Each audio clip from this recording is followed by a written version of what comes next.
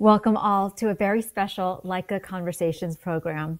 I'm Kiran Karnani, Director of Marketing for Leica Camera USA, and I'd love to see where you're tuning in from. So please feel free to chime in using the chat feature and tell us where you're coming in from. If you have questions during the program, please use the Q&A function and we'll do our best to get to your questions. I'm very, very pleased to be here today to have this conversation with prolific photographer Ralph Gibson and hosted by Bill Shapiro. Ralph Gibson studied photography in the U.S. Navy and further pursued the medium at the San Francisco Art Institute in the early 60s. He went on to assist Dorothea Lange and later Robert Frank on 2 of his films, launching his professional career. Having a strong interest in books and bookmaking, he founded his own publishing company called Lustrum Press and went on to create his trilogy.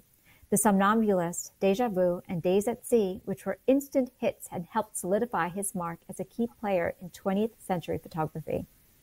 Gibson's photographs are in many important museum collections across the globe and has won awards including the John Simon Guggenheim Memorial Fellowship, the Leica Medal of Excellence, and the Lucy Lifetime Award, among many others. And in 2018, he was appointed Chevalier de la Légion d'Honneur de France. We're also honored to have Bill Shapiro here, former editor-in-chief of Life magazine. He's also the founding editor-in-chief of Life.com, which won the 2011 National Magazine Award for Digital Photography. Bill is the author of several books, including Gus and Me, the best-selling children's book that he co-wrote with the Rolling Stones guitarist Keith Richards. In 2018, he published What We Keep, which was recently turned into a streaming series with Cynthia Iviro serving as executive producer. He writes about photography for the New York Times Magazine, The Atlantic, Vogue, and Esquire, among others. On Instagram, you'll find him at Bill Shapiro. Thank you both for being here today to talk about Ralph Gibson's Turning Point images. We're excited to dive into this conversation. And Bill, the stage is yours. Thank you so much, Kiran, and thank you, Leica and Ralph. It is great to see you again, and I am so glad we're doing this. So with the proper intro in the bag, thank you so much, Kiran. I just want to mention a couple of other things about Ralph. Ralph Gibson played guitar with Leonard Cohen. He collaborated on a film with Lou Reed. He has produced books with Larry Clark and Robert Frank. He dined in Paris with Cartier-Bresson, and he ate low-rent, cheap automat meals with Arthur C. Clarke in Chelsea. He drove a camper across, he drove Bruce Davidson's camper across the country, and he shared an elevator with the woman who shot Andy Warhol just hours before she shot Andy Warhol. So all of which is to say that Ralph is an extraordinary photographer, and he is an extraordinary artist, but he is also a man who has simply led an extraordinary life. And it's had so many twists and turns and influences and inspirations. It's quite remarkable. As a photographer, Ralph, of course, is highly attuned to the moment within the frame, but he's also deep, as you'll see, and he is thoughtful about what particular moments and particular pictures have meant to his career and his art and his life. And that's why I wanted to talk to him today about the pictures that represented turning points in his work, those moments when something literally clicked and led this introspective, observational photographer to think in a new way, shoot in a new way, and maybe even see in a new way. And so with that, I'm going to tell you that I am a recovering, this is full disclosure here, I'm a recovering journalist. I'm going to be using some notes and this pen, and I want to urge everybody to grab a pen as well, because you may wish to jot down some of Ralph's insights. He goes fast. His mind is super fast, and you never know which way he's going to go. So buckle up, and we're off. Shall we go to the first shot, Ralph? Fine, let's go ahead. After that introduction, right. My goodness. So this is 1961. Why is this picture important to you? I have to say that this is the very first photograph I made with a Leica. I was in art school, and my instructor had the new M2 with a 35mm lens. Paul Hassel was his name. And he saw me looking at his camera, and he said, "Would you like to borrow this camera for an afternoon?"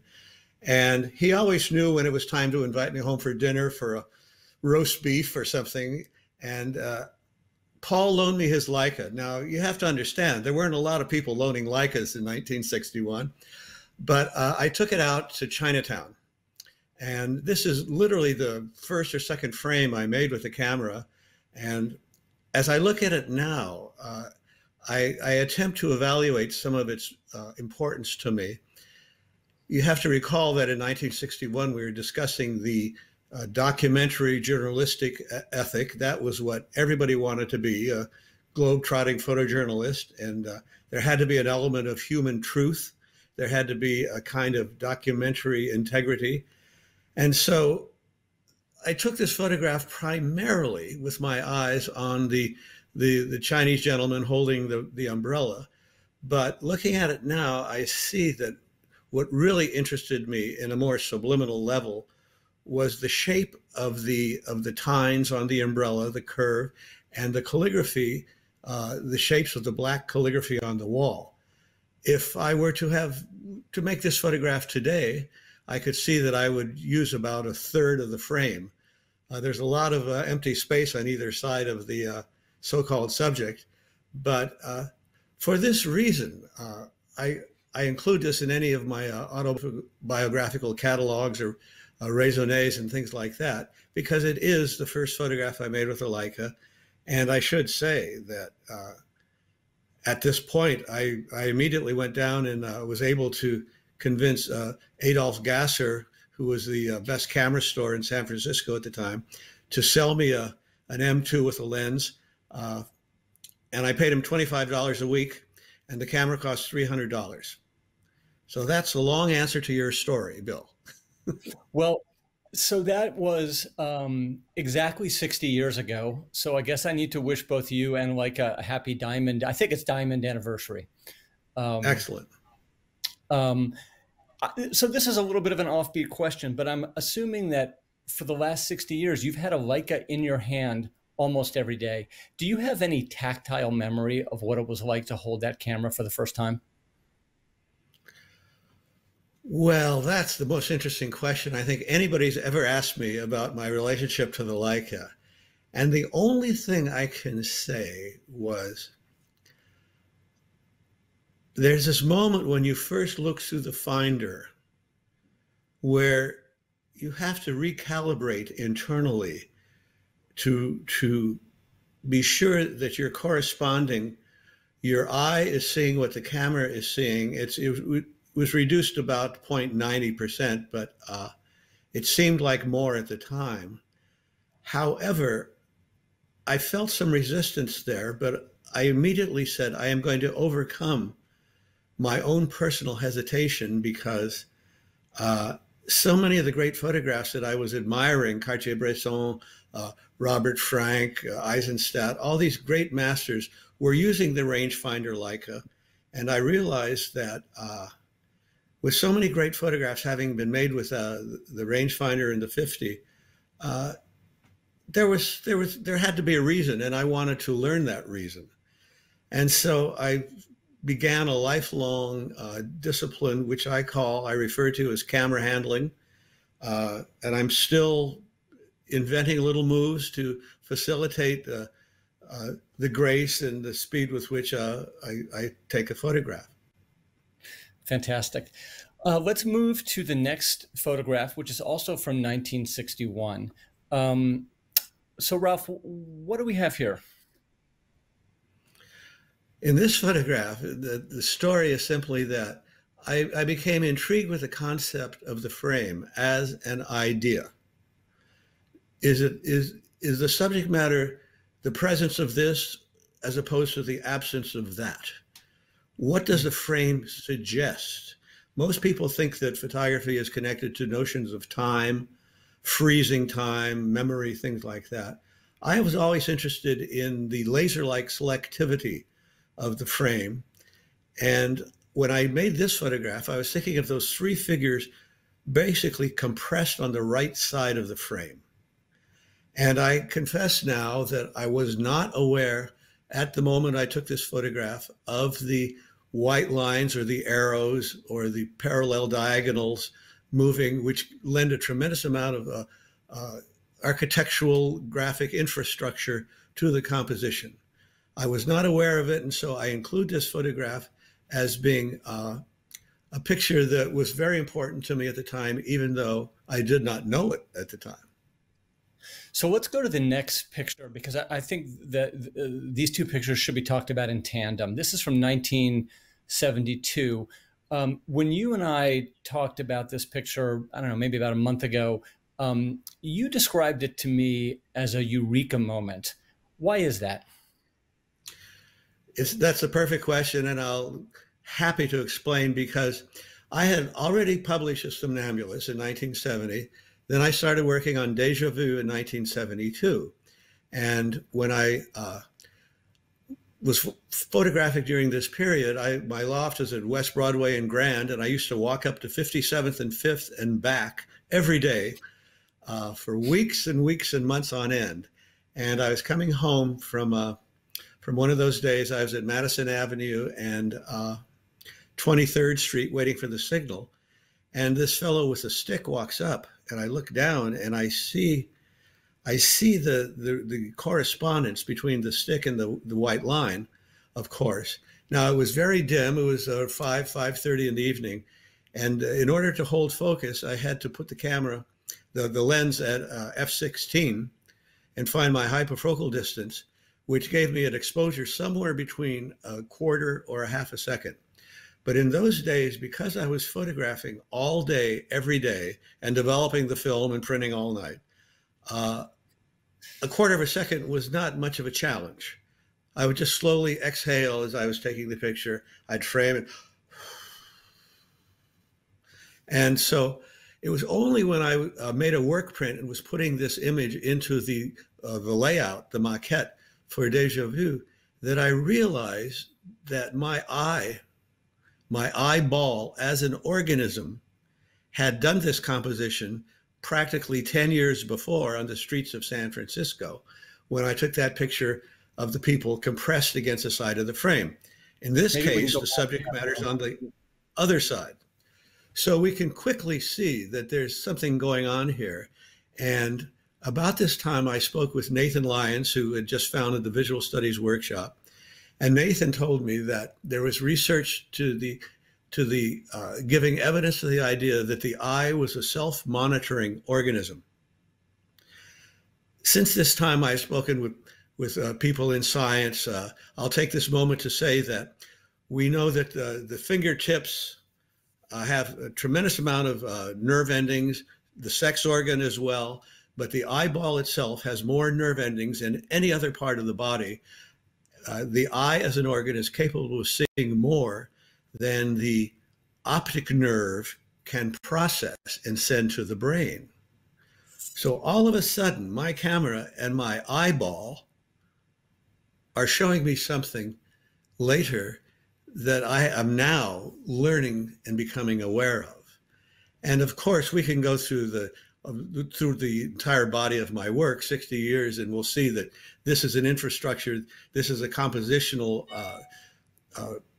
leitmotif that recurs on a daily basis in my compositions. How did that, just quickly, how did that insight about the eye and sort of coming together with the form affect your work or your thinking going forward? Well, it's difficult for me to say it without sounding a bit, but to be perfectly forthright, you have my permission. It showed me what Excuse me? I said you have my permission to sound however you want. Oh, okay. It showed me what I was doing that was inherent to my vision and was not referencing any other photographers that I admired. I've always felt, ever since my days with Dorothea and then later working with Robert, that it was paramount and essential and of major importance that my work look like my work, doesn't reference anybody else's. And I am aware of the fact that people can like or not like my work, but they tend to recognize that it's mine. Excellent. Okay, let's move on to the next picture. This is from, I believe, 1970. Why is this picture significant, Ralph? This picture is important to me because while I was working on The Somnambulist, I noticed that if I would look at something intensely, if I would concentrate, I would experience seeing the subject as though I were wearing a Halloween mask in front of my eyes. You know that sensation you have as a child when you hold a mask in front of your face and you look through these two apertures, these two oval shaped. And it said, well, I want to somehow include the inside of the back of my face in the photograph. Now this, of course, we cannot do physically, but it led me to the desire to include my perceptive act, what I was actually seeing. So in this case, I held the pen with my right hand. I held the camera with my left hand. But it was born out of a desire to include myself as the perceiver in the photograph being made by the camera. Left-handed? And then in the book, I put that next to the introduction about the dreamer. So, right. So let's move on to the next picture, which is 1960, 1961. One doesn't have to spend a whole lot of time with your images. In fact, even just looking at the last one, to know that hands are a recurring theme or image that come into your pictures over the course of your career. Can you tell us about why this image is important to you? Well, this is the first photograph I made, again with my first Leica, of my friend Victor Moscoso and his baby. And I had noticed as I looked in the books that I was admiring in photojournalism and documentary photography, that there was often a gestural component. And that seemed to signify the subject or the importance or the reason for taking the photograph. And the hands harbor a great deal of mystical thought. If you study the history of Renaissance painting or medieval painting, hand gestures, how many fingers are showing in religious painting, make specific references, ecclesiastical references. And so when I saw this baby gesturing, I very quickly concluded that little organism was responding to the music. And so I took that picture, was very pleased to have caught that specific moment rhythmically, because there's always the situation when you're taking a fast-moving, candid kind of photograph where either you get it at precisely the peak or you don't. And in those days, I was attempting to learn how to do that. So I do want to note that I believe this baby would be 60 years old right now, in case you want to send a birthday card or anything. But the sort of disembodied hand, the guitar, the surrealistic vibe or vision, the mystery, to me, it feels like a Ralph Gibson photo. When you look back at this image, do you sort of feel like it's all there, but I just didn't realize it at the time? I see it as a harbinger of what was to come. By the time I made this photograph in 1961, assuming I had started photography in Navy in the photography school in 1956, I had 5 very densely packed years of darkroom and photographic concern and thought. I mean, I was trying in these days to learn how to say something with the camera. Right. I wasn't so clear as to specifically what it was I was trying to learn to say, but I was trying to embrace the syntax, the grammar, the way.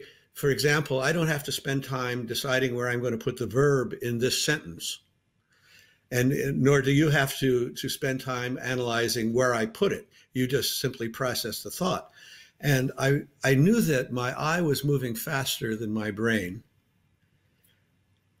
But somehow it's always been the photograph that educates me. I don't inform the photograph. The photograph informs the photographer, which has led me to this notion that the photograph is better than the photographer. Let's go to the next picture. So this is the Burning Beauty Salon in 1968. This picture was truly a turning point moment for you. Can you explain what happened here and what changed? I can, and it's very personal, but I have told the story before, and so I will simply preface it by saying, you know, I grew up in Hollywood, and my father worked at Warner Brothers, and I was a child actor on the set, and extremely privileged to watch movies being made in the 40s on this high contrast film, and it was a very glamorous childhood which collapsed when I was about 12 or 13 due to alcoholic parents.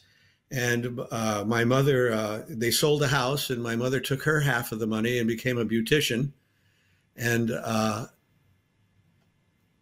was into the Navy when I was 16. I signed up, and the day I turned 17, I was basically divorced from my parents. And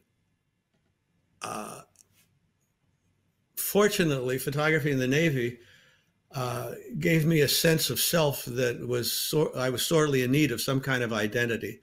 And so I came out of the service determined to be a photographer. And a couple of years later, my mother died in a hotel fire. And I did not, at the funeral, I was not able to express my grief. It was still all blocked into me because of the trauma of the divorce and everything. I was 22 or 23. And so a few years later, I'm walking down 6th Avenue, 1968, 67 in New York. And I see this Burning Beauty parlor. And I'm magnetically drawn towards this scene. And without even thinking, I just pick up my camera and I put it to my eye. And as I take this photograph, this massive catharsis of grief and tears exudes from my eyes. And I realized that I was, through photography, through the moment, I was expressing the grief that I had been unable to otherwise define. And so with an experience like this, as I was looking at this photograph later, that night, the next day, I realized that my career as a professional photographer, as a photojournalist, was effectively over. I was going to use photography to try to find my soul, not to sell my soul. And I was extremely fortunate in that, having made that decision not to be a professional photographer, I caught a wave in the early 70s, and I did my books and have been able to just do my own work, which is something that any photographer pretty much will tell you he or she would like to be able to do. I must say, I find it so interesting and telling about you. I mean, it's such a great documentary moment, and it's a terrific documentary photograph, and you nailed it. And I think that so many photographers who made a picture like that at that point in your career would take that as a sign that they should keep going in the same direction, not shift directions. And I just, I don't know, I just love the fact that you kind of took it and went the other way. That's not a question. It's just I a don't think statement. I really had any other choice. I'll be Right. perfectly honest with you, Bill. Uh, you know, I've reflected throughout my entire life over the hows and whys of being, why I'm a photographer and what brought me to it. And I think I didn't choose photography. I fancy it chose me. Right. Okay, so let's move to the next picture if we could. 1970, I believe. So if there was one breakthrough picture in your career, this has got to be in contention for the honor. Will you tell us a little bit about what was going on here and sort of how this came to be important to you? Yes, this story is quite easily described. I had a friend who was a theatrical director on the Lower East Side, Anthony Barsha, and he and his acting troupe, St. Mark's Theater on the Bowery, it was called, had rented an old farmhouse in Pennsylvania to rehearse with the actors. They all lived communally, and I went to visit them with the lady I was seeing at the time, Jennifer Altman, and we went to this house. And in those days, I had a 28-35. I hadn't refined my relationship to the 50 lens. But anyway, she was coming out of that room. I was standing in the hallway, and I saw her hand catch the light. And many people think that I dodged the door behind her hand, but in fact, that photograph was the handle, the doorknob was faceted, an antique glass faceted doorknob that caught that beam of light that we see on the floor and on the wall. And the palm of her hand was exploding that light. And so I immediately said, "Stop." And I took that photograph and printed it. And it was up on the wall of my hotel room, 923 in the Chelsea. And I didn't know what that picture meant. I'll be perfectly honest with you. I had an identity crisis about it. I didn't feel right about it. I could not decipher its intention. And then that summer, that was taken in the summer, and Robert Frank was in Mexico with his wife and family, and he sent me a letter to the Chelsea, or a postcard. "If you're free, come on down to Mexico and join us." And it just turns out that I was able to do it, and I jumped on a plane and I went down to Mexico, and Mary and the kids flew home, and Robert and I drove around Mexico for a couple of weeks. And the culture shock of being in Mexico kind of broke the ice, because when I came back, we drove back to New York from Mexico. It took us a few days, taking turns at the wheel. And when I walked into my hotel room that night, I realized that just as in those days, there were radio waves in the room, there were television waves in the room. You couldn't see them because I didn't have a television and I hadn't turned on the radio. But it occurred to me that perhaps my camera had isolated a dream reality. I took that as my point of departure. I said, now I see what I'm doing. I've started photographing a dream. Now, many years before, Dorothea Lange had looked at my early work and said I have no point of departure, and explained to me what it was. And it meant that if you have something you're looking for, you might intersect something important. If you just walk around with your camera, nothing's going to happen, which is what I did in Mexico. I got nothing on that trip. But starting with this photograph, I said, oh, I'm photographing a dream. Anything I would take a picture of. I said, is this part of my dream? Is this coffee cup part of my dream? Is this door? So I put that into my book entitled The Somnambulist, and worked on it for 2 or 3 years. And since that time, I don't touch my camera. I don't pick up my Leica without a point of departure. Fantastic. Let's move. Okay, good. We're at this is, I've spent so much time with your pictures, and this one I just love. Maybe it's my Jewish heritage. I don't know. What was your point of departure for this particular picture? I made this photograph in 1975, and it was before I was to have my very first show in New York at the Leo Castelli Gallery. And I had 29 pictures taken for the show. I needed 30. And then I was going to spend one day printing each picture the next month and then deliver the 30 prints. And this was the last picture I could make. It was a Sunday. And I didn't mention that I had been raised Catholic due to my Latin American mother. And I was an altar boy, and I had a lot of tension on the church because when my parents divorced, the priest did not in any positive way intervene or attempt to save the marriage. And then I'm taking these photographs from a series called Quadrants for my big show. And the point of departure in Quadrants was that every picture I was going to make was going to be at 1 meter distance, the 50mm lens, to the camera. I didn't know what the next picture was going to be, but I knew where to look for it. It was going to be right in front of my face somewhere. And with this in mind, I was standing on Canal Street, West Broadway, and this priest walks by. I said, "Excuse me, Father, I'd like to take your photograph." And I immediately walked up as close to him as my camera would focus. I had a dual range Summicron 50mm lens, and I made this composition. And I was thinking in those days that I wanted my frame to push in from the edges and compress the image. And I wanted the surface of the print to be as tight as the skin of a drum. And so I only made 2 or 3 frames to make sure that I cropped his lip at exactly the right place.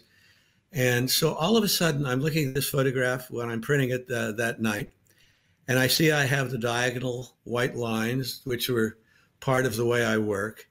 And for many years, I thought that if I had to be remembered for one photograph, this would be it. Now, I have subsequently made other photographs that I consider to be more important, but I do still look at this photograph and consider it quite a moment in my overall career. It's just beautiful. Let's move on to the next. I mean, I could talk about that picture for about 2 weeks, just that one. But let's move on to this. This is a spread from your book, Deja Vu, 1972. Your pictures have a very distinct visual signature. But your books, and you have made so many books, arguably, I think, as probably more than any other photographer. I don't have stats on that, but a lot of books. And your spreads have a visual signature too. For me, I can almost hear the images sort of whispering to each other. Can you talk to us a little bit about how you came to think about making spreads?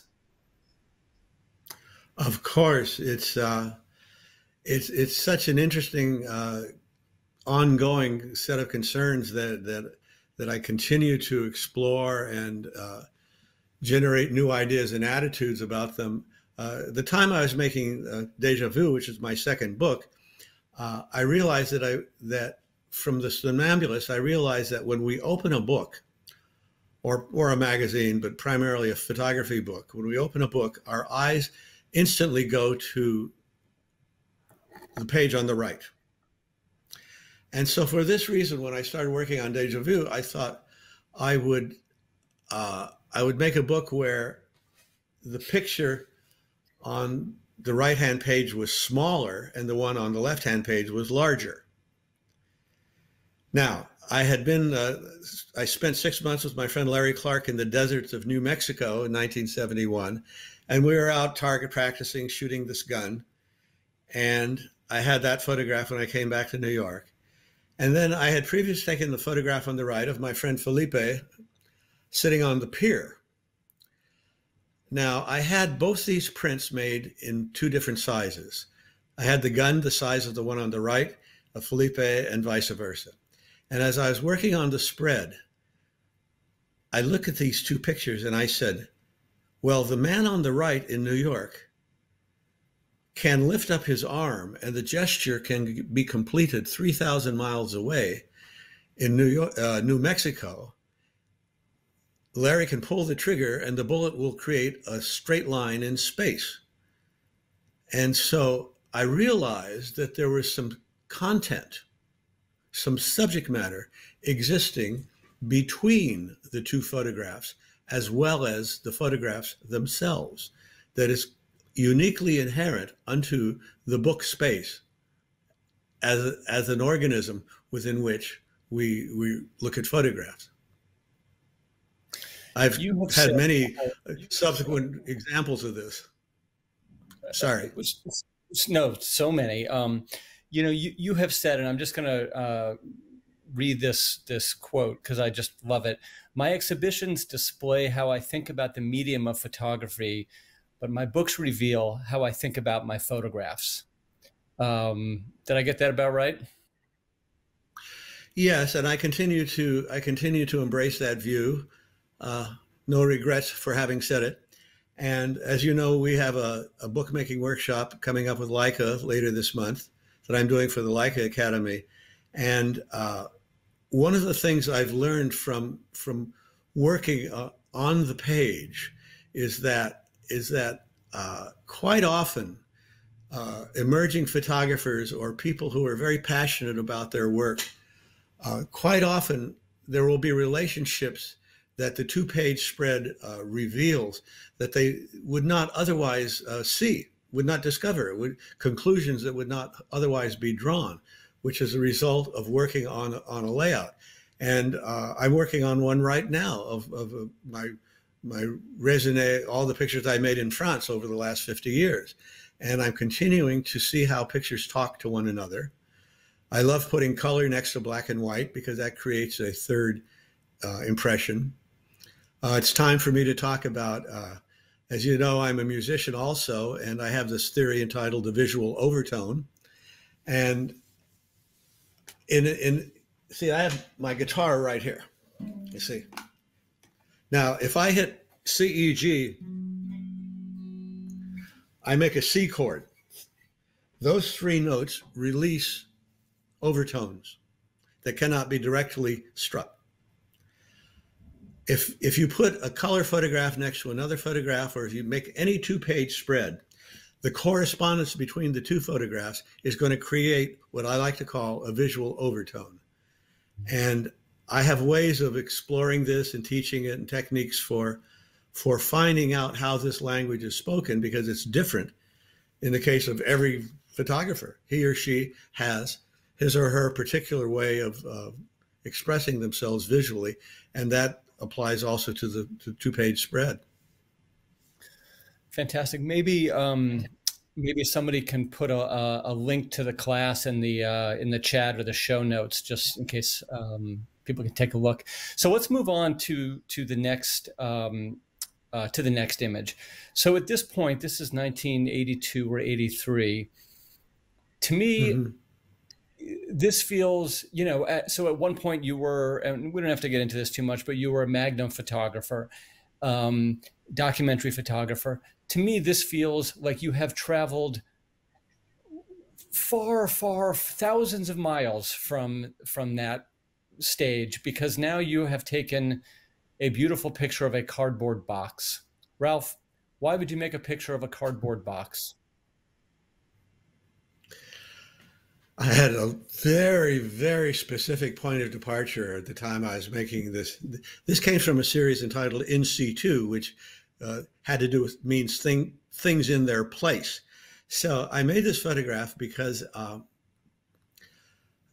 had just been a guest of Eddie Adams to his farm in New Jersey for the weekend. He would invite photographers, and you know, Eddie Adams is the great photographer who made the shot of the Viet Cong summary execution. And I had always wanted to eliminate subject matter event from my photographs. I didn't want to wait until somebody's getting their brains blown out to take a picture. And I wanted to just take a picture that only referred to perception and the essential nature of photography itself. I didn't want to make a photograph. I wanted to make a photography. However we interpret that use of the word. With that, I started looking at the most humble subject matter I could find, pictures of nothing. And a hole in a cardboard box, a handle in a cardboard box, is something, to raise it to this level of monumentality is something that's only the medium can do.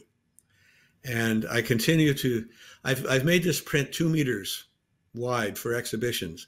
And it remains one of the photographs that I feel is most relevant in my formative formation of my vision and my attitudes and my desire to make the perceptive act the subject of the picture. It also looks a lot compositionally like the collar of the priest, the same curve in the highlight. You could almost superimpose those pictures on top of one another if they were translucent and have the same composition. Yeah. I'm just noticing that now. It's great. It's so let's move ahead to the next, and let's. I think we should probably go through this one a little bit faster. So after years of shooting black and white, you jumped into color. Tell us about that turning point. Color is something that every photographer has to, it's a challenge that must be met. We all know how dramatic a black and white photograph can be. Jump to the next one as well. I wanted to make photographs that had some of the qualities of my black and white. Now, don't we have 3 photographs in color? Okay, go back to the color picture. I was working in France a lot. I started working in France, and color got a little bit cheaper to work with in the late 80s. This is 83. It's just before color negative came out. But I wanted to see what I could do in color. And I continue to photograph. The digital situation has made it much easier to work in color and black and white. In fact, when people ask me, do I prefer black and white or color, I say, well, I like all 3. I'll be happy to work in either one. But it's harder to make a strong photograph in color than it is in black and white. This was done in Italy for the Chiaroscuro series, and I was very pleased when the Carabinieri, he told me io sono fotografo me stesso. He said, I am also a photographer. And so for this reason, I said, well, would you take off your hat? I want to do a picture of it. That's a symbol of the Carabinieri. But it has a high degree of surrealism, but the color palette is quite interesting, that framboise next to the color of the antique wall. Beautiful. Let's go back, if we could, to the picture from Egypt. Yeah. And the sailboat.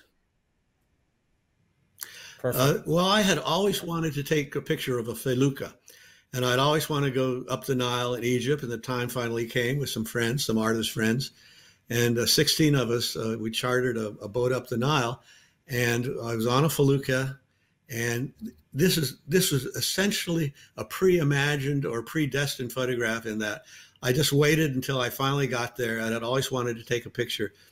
But I was looking at the point of the sail on the felucca, and I found that shape reappeared all through Egyptian culture.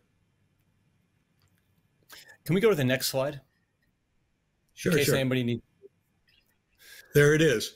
That's also in Cairo, and here we have the shape of the sail inverted. So that shows you the just an example of how cultural signs and signifiers are available to the observer.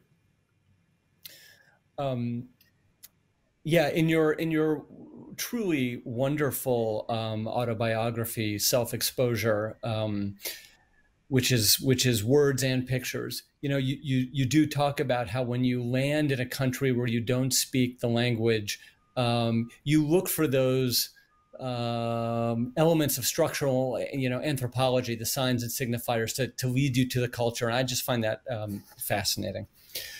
Okay, let's move on to the bicycle. I learned that from Claude Lévi-Strauss. Okay, go to the next one. So this is 2013. This is my first digital photograph. Okay. Leica had approached me to endorse the early monochrome, the first monochrome, and I was still fanatically analog. And they said, well, can we just send you the prototype? I said, sure. And so I'm talking to my shrink. I'm laying on her couch, and I'm saying, this camera just arrived this morning. I'm really not interested. The only thing I know how to do is put it on automatic. So I put it on automatic. I left her office. I'm looking at that manhole cover, and this bicycle comes through, and I release the shutter. about the time the bicycle was entering the frame on the left. And I instantly looked at the display on the back after taking that picture. And I said, oh my God, that looks like it could have been taken by me. And that I knew in an instant the digital would reflect my way of seeing. And this was taken in 2013, no, late 2012, almost 10 years ago. And I have not loaded a roll of film in my camera since the day I took this picture. I am 100% digital and shooting every day and looking at the results every night. I just love working this way. All right, so what happened when I look at the display here was there's an anomaly within which the yellow that's on the pavement turns orange in shadow, and I thought that was something so inherent to the nature of digital that it showed me that there was some inherent organic component to shooting digitally. It has to do with how light works. But I'm also very pleased. This is with the 135, and the fellow's moving very fast. And it's only because I was shooting all day, again, that I had my timing was right. So perfect. Okay, let's go to so. This is from 2010. Is Brazil now your favorite place to shoot color? It was at the time, and I learned a lot about it. And when I was making this picture, the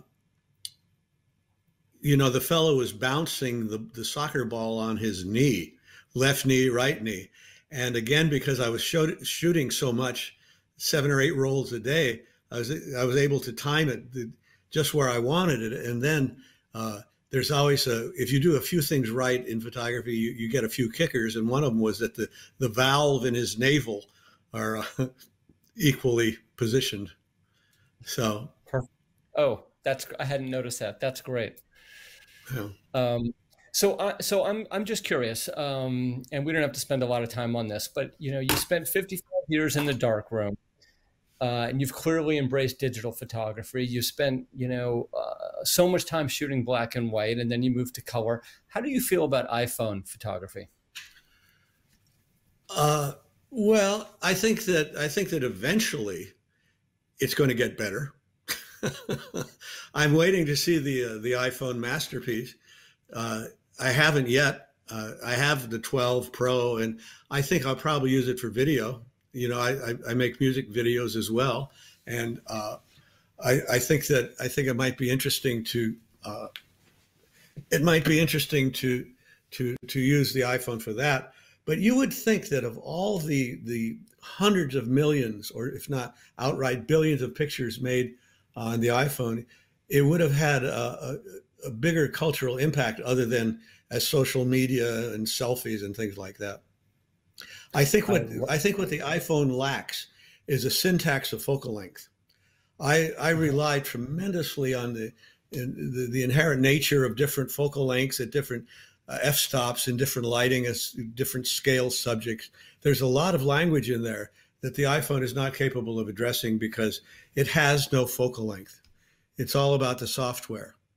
And the last thing I want to say about it is that the software that makes everybody in the world a photographer also makes everybody in the world's photographs look identical. You open up social media, it doesn't matter who took the picture, it all looks the same. So I don't want the software to do the talking for me. Perfect. Okay, so here, this picture's amazing. So we have the sketch, the statue, the model, the tattoo on the model, the artist, the photographer. There is a lot going on. The photograph. There's a lot going on here.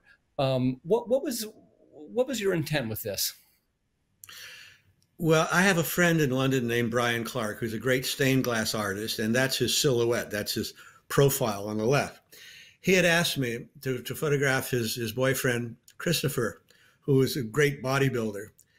And so I said, of course, I'd love to. And I reached over and I picked up one of Brian's sketchbooks.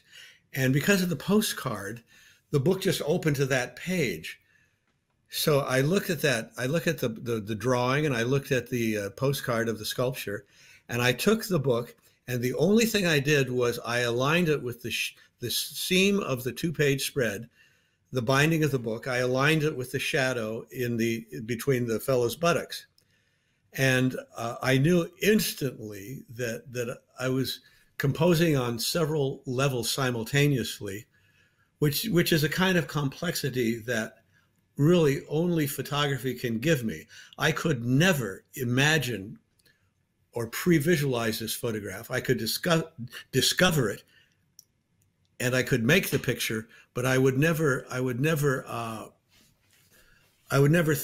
think it up. It was something that just I had to see. I had to recognize it at the time. It had to exist in reality before I could make the picture. Fantastic. Okay, let's move to the next picture from 1987. This is one of your pictures where I sort of feel something below the surface, and I can't isolate the visual elements that make me feel that thing. It's something sort of beyond my eyes, which is not a question. But tell us a little about why this picture is important to you. Without interpreting it, I will say that I made this with, I'm pretty sure I did it with the Leica Flex, because it's even closer than I usually get. And I know that the black, the negative space, is as big a part of the content as her eye and her forehead. But I also feel that the compositional weight of the white, the gray area of her face, is equal to a much larger volume of black. And I think that whatever the woman is thinking is perhaps impacted by that black void. That's as far as I'll go. Well, so that's so I want to mention a story or a memory that's in your autobiography, Self-Exposure, and it's 1961, and you're in art school, and you have some pictures up on the wall, and a graphic design teacher walks in and says, "Oh, the photographer clearly has, a tendency towards graphic solutions," and you write that you marked that comment, and that graphic solutions are both your greatest strength and greatest weakness. And I just wonder if you could comment a little bit about how I think most times photographers realize one of their strengths, they celebrate it. I wonder if you could talk a little bit about why we should look at our strengths and maybe be a little wary of them. That's what they call a loaded question, which I'm happy to address, because I think it's essential. I think it's essential for any serious photographer to be aware of his or her strengths. Photographers tend to reinforce their strengths and suppress their weaknesses. To this end, I have come up with a notion that I am most comfortable when I'm out of my comfort zone, because it means, among other things, that in addition to growing, it also suggests that I'm not relying on those things that I know how to do. So I'm interested in going further, not repeating myself. So when you have an awareness of who and what and how you are as a photographer, you can then decide what you want to be and where you want the work to go. People often ask me, what's your favorite photograph? And I instantly respond, my next one, because I assure you that's the only one that really harbors any serious life-giving concerns for me. I'm only as good as my next photograph. I like saying that. As photographers, we're all in the same boat. We're as good as our next photographs. I've just been in the boat a bit longer than most of them. Okay, let's go to the next photo. tell me about this and why this is meaningful to you. This is from the series Vertical Horizon, in which I wanted, again, with the 130 made in Los Angeles a couple of years ago, we clearly identify the shapes of the cactus.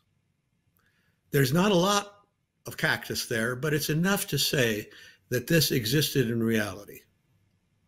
I would never make a photograph wherein you could not recognize what it's a picture of. I want all my pictures to be instantly recognizable as coming from the so-called real world. So-called. However, I'm very much interested in how things abstract if perceived a certain way.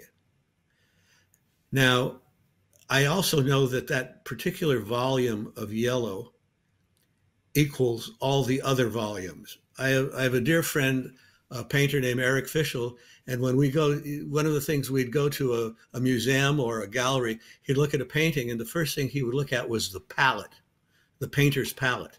And with this in mind, I look at this palette, and I knew that that yellow corresponded with the green of the cactus. And so I enjoy this picture very much. I have a very large print of it in my studio, and it's been up there for a couple of years, and I'm still looking at it. So I could literally talk to you about pictures all day, but there's one final picture I want to ask you about. So we have so we leave a little bit of time for the Q&A. You know, taking into account everything we've talked about, you know, this really feels like another Ralph Gibson picture to me. So for our end note, can you sort of tell us about the woman in this picture, the moment, and how you somehow made this picture that feels so composed, but also relaxed or casual? Yes, I'm happy to describe this picture more than many others. This is my beautiful wife, Mary Jane.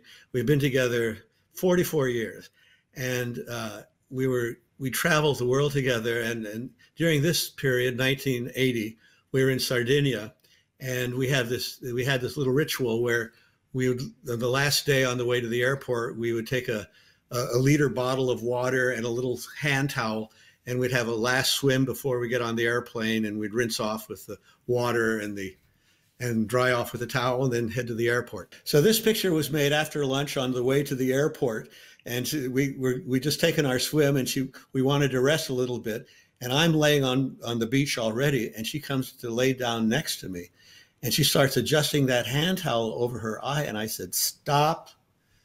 And I really composed this one. You know, I took my time with this. I only have a few frames, but it was easy for her to hold a pose. And I think to this day, there's a lot of discoveries and there's a lot of happy accidents in this picture. But what really animates the photographs is that her bracelet did not fall down to her wrist. The bracelet miraculously stayed where it is. And I've printed this photograph many different sizes, and it's I enjoy looking at it to this day. And I give it to friends on very special occasions, and etc.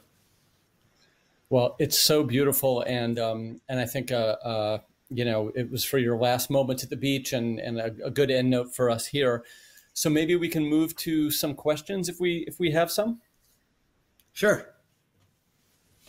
We do have some questions. We've got a number of questions and very little time to get to all. So to our audience, you know, just given the short period of time, what we'll plan to do is take some of the questions in the Q&A, share them with Ralph and with Bill, and we'll put the questions and the answers up on our Leica blog. Ralph, one of our questions, you often use a 135 millimeter lens on the Leica M, and it's not easy. Why do you gravitate to a lens that makes you compose within a tiny area of the rangefinder window and can be difficult to focus? I do this for a very specific reason, because there's an entire wealth of content out there, and it's entirely dependent on my being able to see it with my eye and then know where to put the camera. in one of our blurbs for the workshop, I've stated, learn how your lens sees, and your lens will learn how your eye sees. And this is really an example of why I used a 135. I like it a lot because anything digital tends to get compressed. Communications, banking, video, and I know that there's a relationship between compression and focal length in the digital space. And so I still work with the 135, and I know that there's a lot more that I can discover with that. Thank you, Ralph. When do you decide whether a photograph to you is good? Right? Do you give yourself time to emotionally disengage from them, or are emotions part of the way you look at your photographs? Well, that's a multiple choice question, and I never answer multiple choice questions, but I will say that one of the key components of any photograph that we admire, by any photographer we admire, is that you can look at that photograph for a long time. You can put it on the wall and it'll have staying power, and it's not ephemera. It's an image that has durability, and I crave that in my work. I want to have pictures. What really happens with the strong photograph is at a certain point, it starts looking at you. It starts emitting a low frequency hum from the wall or the page back to the viewer. And that's the kind of photograph towards which I yearn. Ralph, do you feel you still have more to learn photographically, or is it just a matter of creating more? That's probably the most interesting question I've been asked in a long time. But what's the difference? The answer is yes to that question.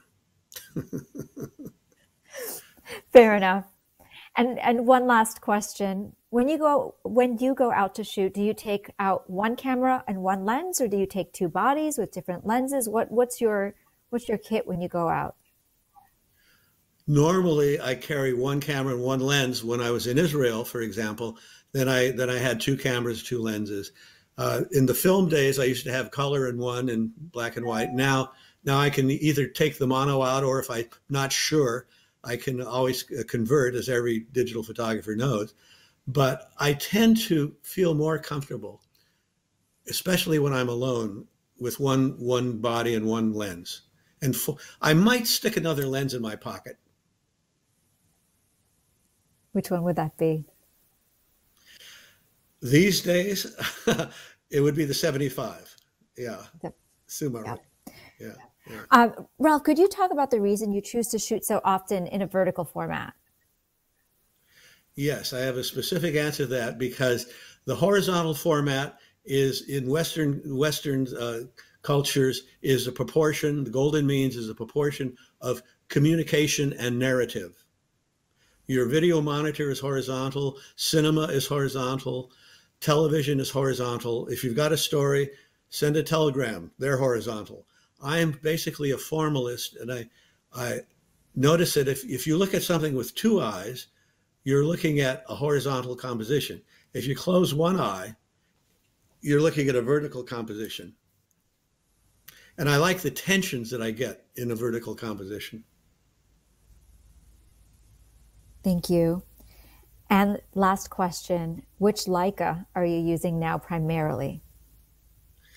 Well, today I went out with the M10 mono because we have some fresh snow, and I have never really mastered snow in all the things I photographed. So I'm enjoying the snow this winter.